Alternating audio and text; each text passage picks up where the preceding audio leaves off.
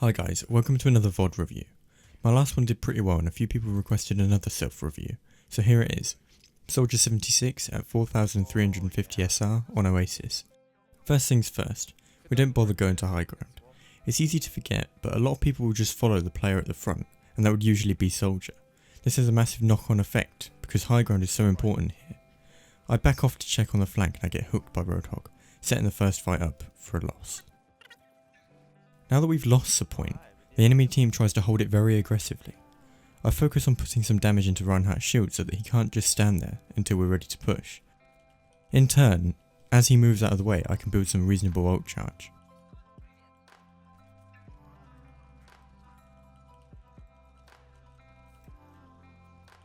Before we even go into this fight, we lose our main healer, skewing the outcome significantly. I place a biotic field down because I feel like this is where we're going to get contested. But then we lose our Zarya before we've even made it to the point, so we're down to a 4v6. There was very little chance of winning here, but I needed to gain some ult charge anyway. The enemy team continued to play really aggressively, keeping us from gaining any ground on them. Now that my ult is ready though, I'm weighing up the options for using it effectively. I don't want to go in facing that Reinhardt because he'll just block the damage. The issue here though is that we've already lost Lucio, so our chances in this fight have decreased again. Going in from the left side seemed like the best way to catch them off guard, especially with the panic of our Genji ult. Unfortunately, we'd already run out of momentum and my positioning didn't help at all. I could have held my ult there, but we were running out of time and needed to at least trade a bit so that they couldn't hold so aggressively.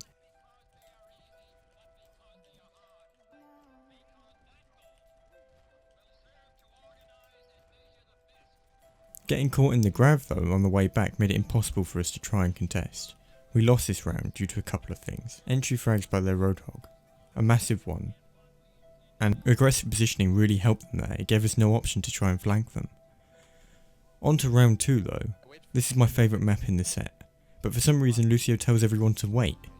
The whole team hesitated and we lost the high ground straight away.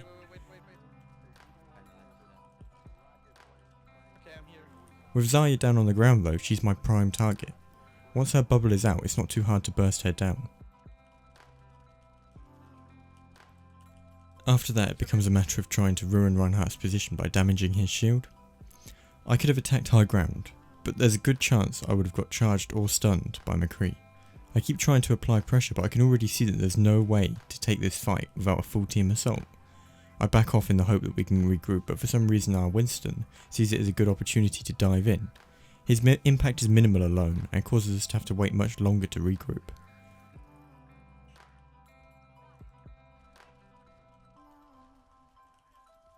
The team still seem to have no intention of retaking the high ground though, so I keep spamming the Rhine shield. Once it's down we have a good opportunity to make an entry. At this point I start to think that the approaching from them from behind is likely to yield better results. With them distracted, I decide to ult. Unfortunately Reinhardt wasn't that far away with his shield, so I have to reposition. Repositioning to the low ground actually managed to help me pick off 2 more people there though. It works out well and it means we can clean up from there. I decided that it's not really worth trying to let this Zarya escape. If we kill her now, the whole push is delayed until she's back. If you haven't noticed, my general routine with fighting with Soldier is to try and get some damage in initially. Then I try to get enough in that a Helix rocket is enough to finish them off.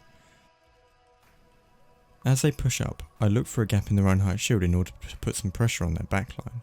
It pays off with Anna picking up the kill and putting the fight in our favour. At this point, I was considering the risk I was facing standing exposed on the high ground. Fortunately the enemy team were choked into this room, making it hard for them to do anything. But 2 ults get massively wasted here, the first being the enemy Lucio ult, obviously good for us, but I don't know what he was thinking. The second being our nano boost. We didn't need it at all, and you'll see the repercussions of this later in the match. I try and keep a biotic field down in case Anna becomes a focus as they enter. If you play Anna, you know how hard it can be to mind your own HP when your team need healing, so the field works well as a buffer.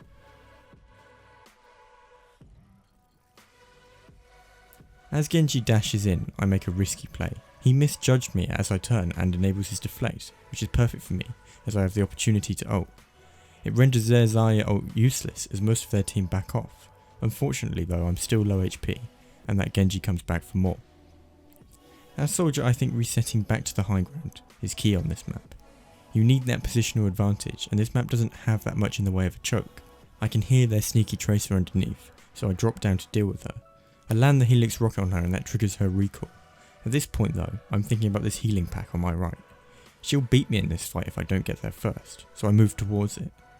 Fortunately, because I managed to get there first, I actually finish her off. Damn, I hate fighting Tracers. It was a very different game to the first map, and has me hopeful going forward. As we go into the next map, I rush the boost towards high ground. Fortunately their Reinhardt was very eager, so I have the opportunity to focus some of their backline heroes. As I explained earlier, I get some damage in and then send in the Helix rocket to finish the job. Lucio is ready for me as I land on the high ground, booping me straight off again. I try and help them by getting any damage I can, but it leaves me in an awkward position. Maybe I should have ran straight back to the high ground, but the point was unlocking shortly. I start to regret this decision though, as their Tracer manages to pick most of our team off, and I'm not there to help. Capturing the point is useless if they take it back instantly.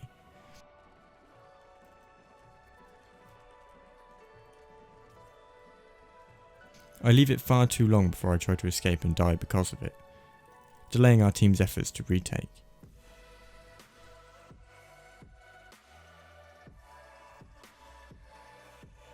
I'm always looking for the enemy team to get a bit carried away. Unfortunately Zarya does this. Picking her off, that gives us a great opportunity there to push forward. As I push in, I start to notice that we're seriously lacking a front line. I feather my push back and forth as I'm becoming the only person on site. Tracer lands a pretty random pulse bomb on the floor that I definitely should have been able to avoid. The issue was that I could either turn and sprint, which takes time, move directly backwards, or sprint forwards/sideways. I thought I'd have enough room to just walk backwards, but I misjudged it completely. The team manages to hold off the point, so I see that I have a good opportunity to take control of the high ground, playing it safe so I can have my ult ready for the next fight.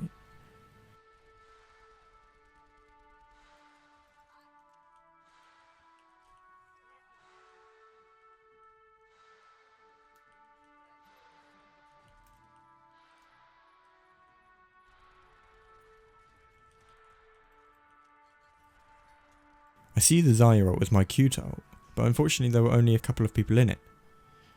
Anna and Lucio tried to regroup back at spawn though, so I shut that down too.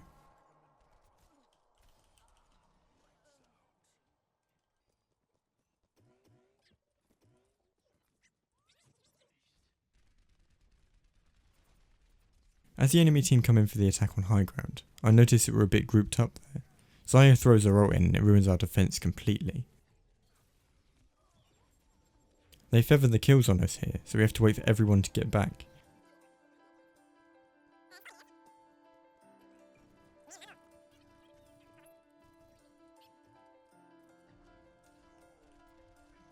But with the entry on Rhine, it seems like it could work out. The enemy team's nano boosted Genji soon puts a stop to that though.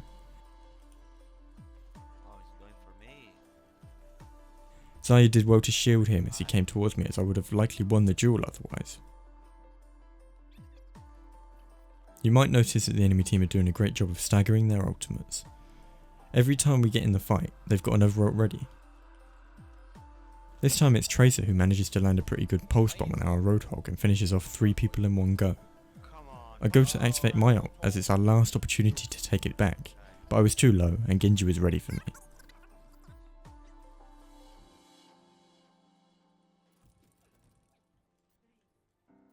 We're back on map 2. This time I decide I'm not giving up the high ground like before.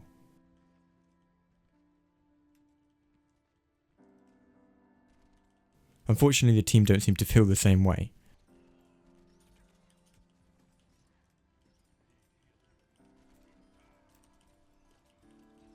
As Genji dashes through us, I decide that I need to try and deal with him.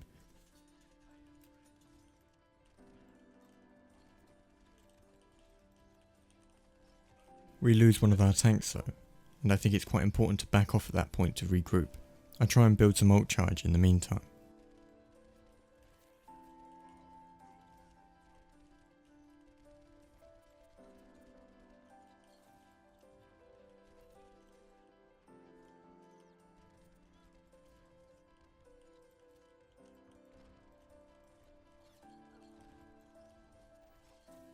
Fortunately, Genji came back into the form of a Nano Genji, so I saved a special Helix rocket with his name on it.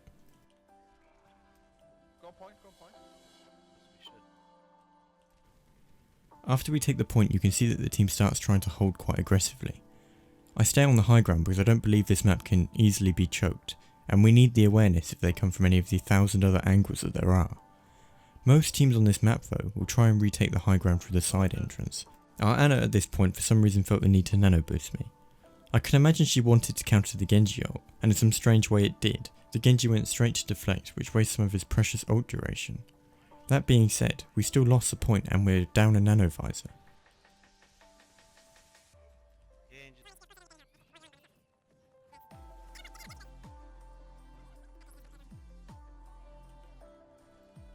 It doesn't help that Azaya also wasted her ult.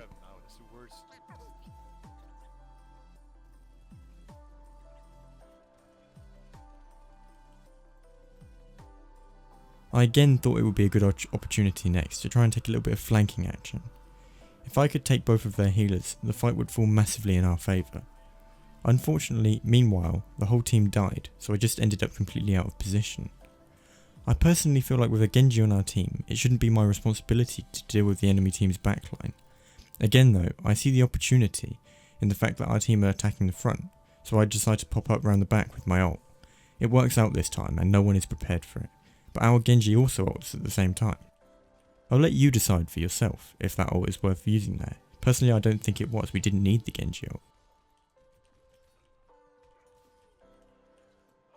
As we reset for the next push, we're not able to defend with any ultimates, putting us at massive risk of losing the whole match.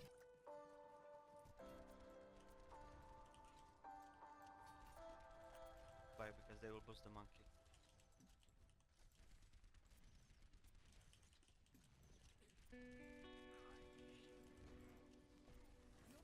Remember what I said earlier about Ana's random nano?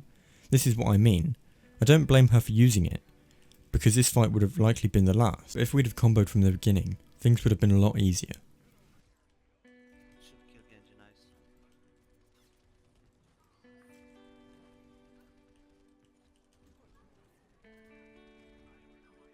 Use ults when they come. Yeah, go all in.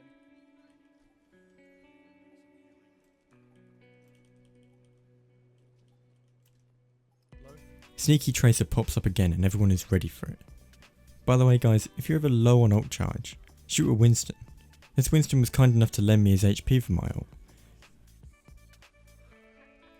He wants me.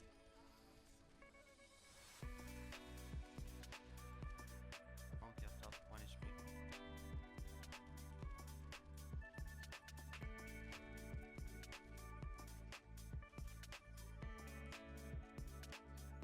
By some stroke of luck, we actually managed to win that map.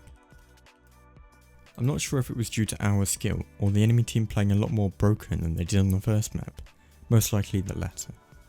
Back to the first map. This time I knew that we couldn't leave the high ground. I stupidly backed myself up straight off of the high ground though, putting me in a bit of a weird position.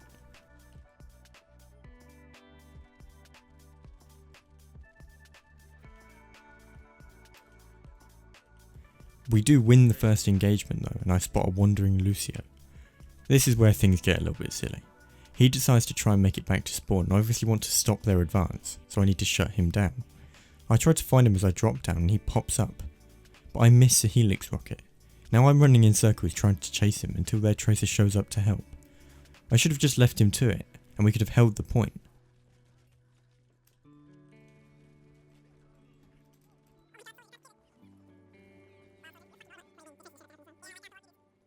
Not only that, I get back to be killed at the very end of the original fight that was taking place, delaying our retake.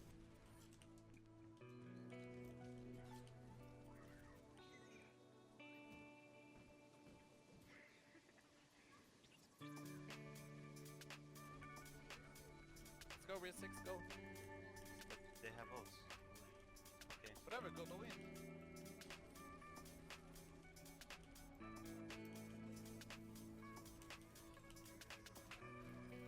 Fortunately we go in with the Genji ult and clear them out. Moving on to Ana who, well, I don't want to talk about it. Silly me.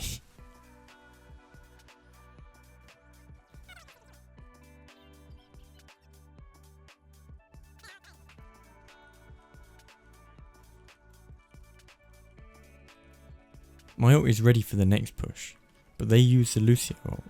It's hard to make Soldier's ult work against Lucio's ult, so I back off ready for us to take the point back. They use a lot.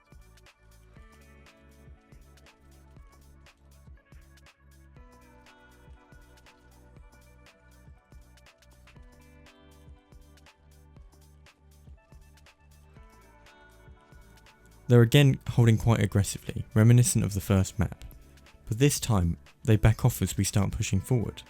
Well, everyone but their Zarya, who makes for a good entry for us. Nice. Speed into. Go, go, go. My mistake here, guys, is letting this Ana dictate when I should use my visor. I wasn't quite in position and wasted a couple of seconds of it for sure.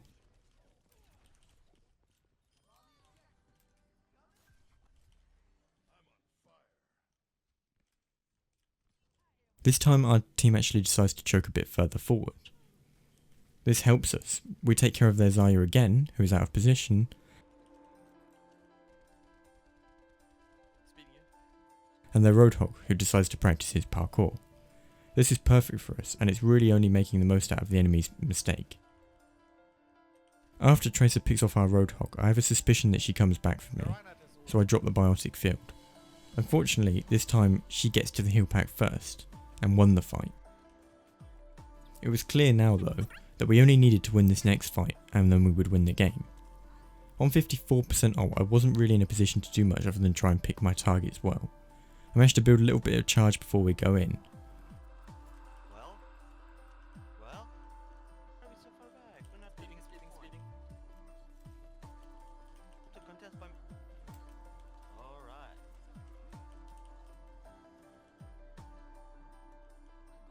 Kids are.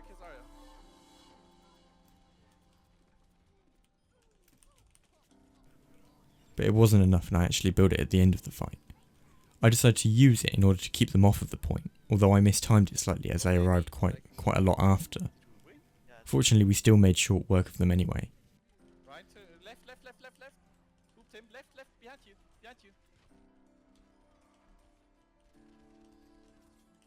And there's a black guy. Oh baby.